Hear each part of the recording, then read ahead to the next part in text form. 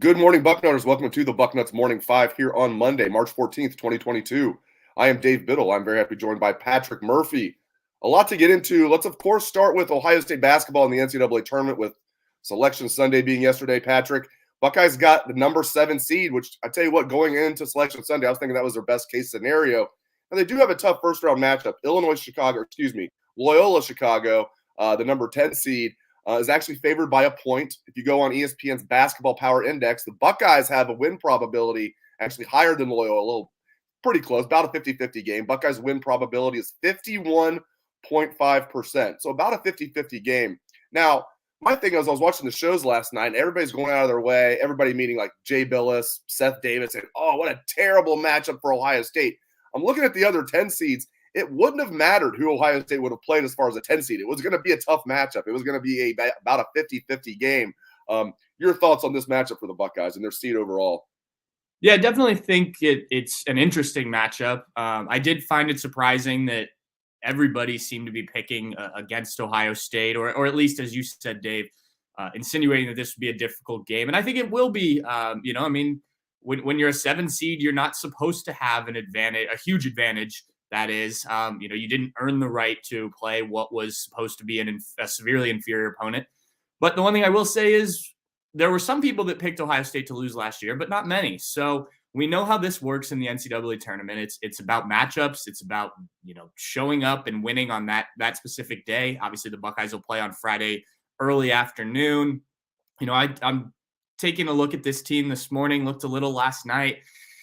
To me, it's going to come down to can Ohio State score. Loyola Chicago is one of the better defensive teams in the country. They played some high major teams, Michigan State, Auburn, Arizona State, and Vanderbilt throughout the year, and went 2-2 in those games.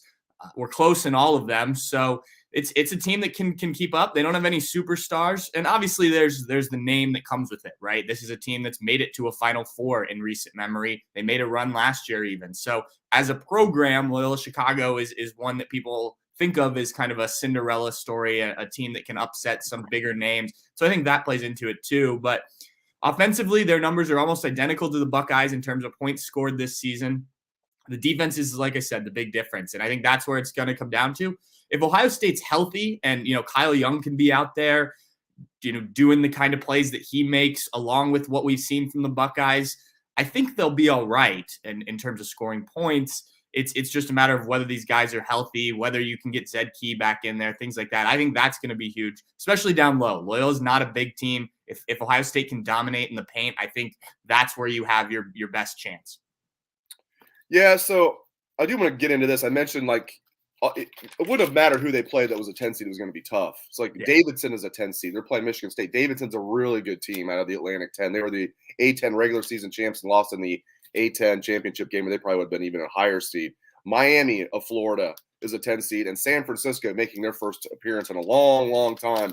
They're a good team. So it didn't matter who they would have played that was a 10 seed. It was going to be a tough matchup. That's why people were just falling over themselves to say what a tough matchup this is for Ohio State. And again, like you said, it is a tough matchup, but any of those matchups would have been tough. Now, one thing I think that gets lost in the shuffle is how bad Ohio State is defensively this year. That's the one thing I did not want them to see play in the first round, was a team that was electric offensively. I thought that would have been a terrible matchup for Ohio State. That's why I don't think this is a terrible matchup for Ohio State. Right. All things being considered, when you're a 7 seed, it's tough sledding no matter what. Ohio State is something like 13th in the country in offensive efficiency and 133rd in the country in defensive efficiency. They are a bad defensive team. You cover the team. You know this. Break it down for me. Why is Ohio State so bad defensively this year? Well, I mean, especially recently, it started with the guard play. I mean, you just think back to the Penn State game the other day and the way that Penn State in the second half was able to attack Ohio State's guards. Jamari Wheeler, who was brought in to be kind of the head of the defense from Penn State, had a good first half, didn't have a good second half. He hasn't been as good as they expected him to be guarding the ball one-on-one.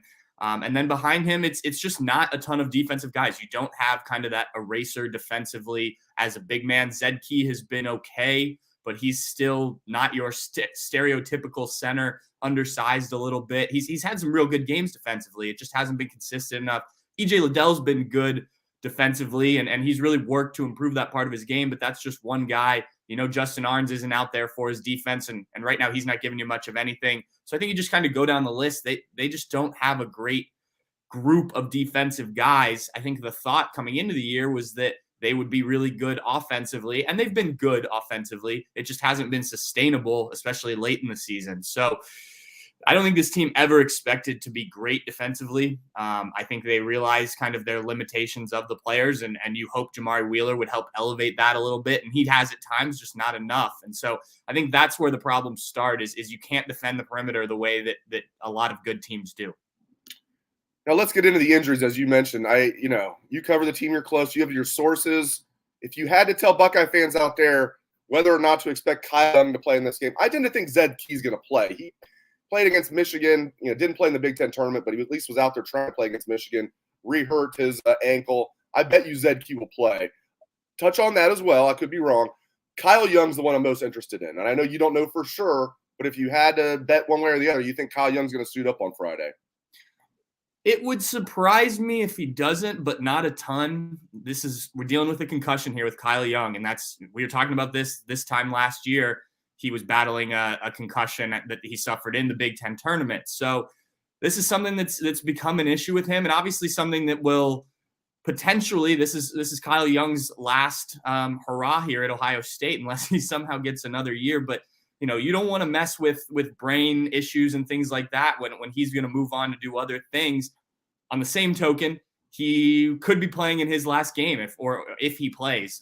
So I think if he's cleared to go, they're going to get him out there. But concussions are weird; things can crop up. But like I said, I would be surprised if he doesn't give it a go. It's been well over a week now that he's had to recuperate. Zed Key, same thing, like you said, Dave. That ankle, played against Michigan, tweaked it again, was on the court. He actually warmed up before the Penn State game. I thought he looked pretty good moving around during warmups, watching him from there. We had real good seats on the court in Indianapolis. So I was surprised actually that Zed Key didn't play. I think they thought they could probably get another day out of him resting and still get a win. Obviously, we know that didn't happen. So yeah, I agree. He should be good to go. The other one I'll be interested in, Meechie Johnson didn't play against Penn State. He suffered an injury in that regular season finale against Michigan, an ankle injury. He warmed up and was on the bench. Not that Meechie Johnson's contributed a ton for this team. Definitely not what people expected, but that's just another body. You look at the end of that game. If he's maybe out there instead of Cedric Russell trying to defend, not as tired, maybe you're able to pull that one out. Maybe he hits, we've seen him hit some big shots before. So that's a guy that, likes the big moment, maybe could get an opportunity if he's 100%. And I think he will be too after not playing against Penn State. Patrick, there's a lot of legitimate excuses. They go into this season, they thought Justice Suing was going to be kind of that point forward, and he's out for pretty much the entire year. Kyle Young's been in and out. He's the glue guy. And I know Buckeye fans don't want to hear excuses, but I wanted to lay that out first. There is some legit excuses where they didn't have the team that they thought and every team deals with injuries. I get that, but you lose Justice Suing for the entire year. Other guys banged up, but we're in year 5 of the Chris Holtmann experience. Buckeye fans I know are frustrated. Now maybe a week from now they won't be frustrated. Maybe they'll beat Loyola Chicago and then upset Villanova and everybody will be happy. But year 5, a lot of Buckeye fans are frustrated. What would you say to Buckeye fans that are frustrated? This is the product in year 5 of Chris Holtmann. Well, I've been saying this all week or all weekend. Number of friends of mine wanted to talk about the Penn State game and stuff over the weekend. Yeah. Look, I get it. I understand the frustration. We had to watch these basketball games up close the last few weeks, and it certainly hasn't been good enough. You point out the lack of, or the reasons, I think is the word you use, Dave. And I think there's some valuable information there. The fact that they didn't have the guys they thought they would. Dwayne Washington's a guy that I always throw out there that until late in the summer, they thought was going to be coming back and be the leading scorer with EJ Liddell for this team. But you've had what you've had for a whole season now. And I think that's pretty clear. Now, this team was on track to contend for the Big Ten title just a couple weeks ago. Before that loss to Maryland, they were right in the thick of things to at least get a share of the Big Ten regular season title. And then obviously what happened, things fell apart, lose 3 of their last 4, and then obviously lose in the Big Ten tournament. So Buckeye fans have every right to be frustrated. I think you have to understand what's going on with this team and why the kind of collapse here late in the season. I think it's a little different than some of the other years. But I completely understand Buckeye fans being frustrated with Chris Holtmann. As you said, Dave, year 5, and they haven't made it out of the first weekend. So it's going to be tough, but there's a possibility. Like you said, you never know what happens in these tournament games. If they get on a run, get to that second weekend, I think you probably all of a sudden feel very different about kind of how this program ends the year. And to be fair, he had his third year. They were peaking at the right time going into the tournament. And then the tournament was wiped off the books. So now, and last year's Big Ten tournament run, which I think people forget because they lost in the first round of the NCAA tournament, but that was overachieving for sure by the Buckeyes to get to the game, force overtime against Illinois. So there have been some positives in March. There's just been more negatives. Yeah, and nobody got screwed more than Dayton Flyer fans in that 2020 season. They were the number 1 overall seed in the tournament, would have been, and then the tournament gets wiped off. Dayton was undefeated, but still Ohio State. I remember, I think it was USA Today or somebody did like a projection and had Ohio State winning the national championship that year. So who knows what would have happened, a couple years ago. But right now, Chris Holtmann's never made it to a Sweet 16. He's had, this will be his 4th chance because we really can't call it 5 chances since 2020 was wiped off. All right, we've had some questions. What about football? Let's talk some football. You ready for some football? I'm ready for some football. Now, for those that are wondering, the Buckeyes are off this week. Interesting spring schedule how they do it. They have the 2 practices the first week, then they take a week off for spring break, then they come back with the remaining 12 practices, then the spring game. So 15 practices in all, including the spring game. So they go 2 1 week, take a week off, then the next 12/13 the next 3 to 4 weeks. Other than the Harry Miller stuff, which is obviously the biggest news to come out of there, my heart just goes out to him. We talked about this on Friday's show. I think Jay Book said it great. You just read that. You just wanted to give the guy a hug. I mean, just feel terrible for him. Other than the unfortunate Harry Miller news, what kind of stood out to you the most from the first week of spring ball? Well, I wish we would have gotten to see a little bit more because I feel like we would have provided a bit more insight. We did see the first 3 periods of practice the first day, last Tuesday. So that was nice, but we'll get to see more as we go along here. But just in talking to coaches, talking to players, the defense is obviously the area that everyone's most concerned about, I think you'd say. I'm really interested to see what this looks like. We've heard from Jim Knowles a couple times now, kind of his vision for the defense. We still don't know kind of what players will fit into certain roles. We have ideas. So, I'm just interested to continue to talk to him. As we talked about last week, Dave, you can see why he has had success coaching defenses. When you asked him about tackling and he stands up from the podium that he's sitting at and is demonstrating on the microphone on how he wants guys to tackle and positioning and just the energy that he brings, I think you'll see that reflected throughout the spring, but into the fall too. Just kind of a freshness to this defense, a new philosophy. So I think that's huge. On the offensive side of the ball, it's interesting to talk to guys like Jackson Smith and Jigba, Travion Henderson, guys that are coming back that had good seasons that could do some really scary things if you're an opponent this upcoming year. I mean, Jackson Smith and Jigba, without sounding cocky, is very confident. He's excited to be moving around this year on the offensive side of the ball. Travion Henderson, was talking about what he can accomplish as a second-year player. Weird to say that because, over 1,000 yards last year, but just a second-year player, he's going to be around for a while. So obviously we'll get a chance to talk to C.J. Stroud and some of the quarterbacks, and I think that backup quarterback position is going to be very interesting, given what it's going to mean going forward. But, I think right now it's still kind of just a general – we're still learning about this team in general, and as we dive more into the weeds, see some more practices, talk to more positions groups, we'll get a better sense of what needs to be accomplished, what's getting accomplished this spring. We had a question from Sue, wanted to know if we're going to get a chance to interview some of the coaches next week. Are we getting any – I know we're not getting any position coaches till the end of spring. Usually we'll get some position coaches the day that their guys are getting interviewed. So last week when we interviewed the wide receivers and running backs on Thursday, typically we would have got Tony Alford and Brian Hartline those days, but we did not. We are going to get the assistant coaches after spring. So Sue wants to know, I don't know if you've seen this. I have not looked ahead to the schedule. Are we getting any of the – I know we're getting Ryan Day next week. Are we getting any of the coordinators next week? Yeah, I believe we're getting Kevin Wilson and Jim Knowles again. I think we get them multiple times throughout spring. I'd have to pull the schedule up here. I don't have it in front of me, but we definitely talked to the two coordinators and Ryan Day multiple times throughout spring. And as you said, end of spring, we'll get the position coaches, which I think actually makes it interesting. When you talk to some of these guys early on in spring, then you don't get a chance to talk to them again. Well, you learn some things about the positions throughout the spring, and then you don't have an opportunity. So I think now we'll have a full spring. We'll see the spring game, and then we'll be able to talk to some of these coordinators or these position coaches. Sorry, and that'll, I think, enable us to ask some better questions, get some more information out of them.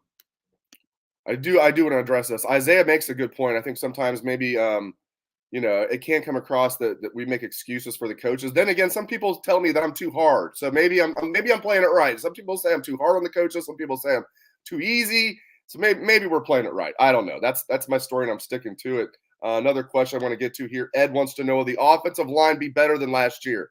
Yes, it will be. They're going to have guards playing guards. They're going to have Paris Johnson at left tackle. I really like this offensive line. I think Donovan Jackson's a player really on the rise there at right guard. I think DeJuan Jones going to have a big year as a fourth-year guy at right tackle.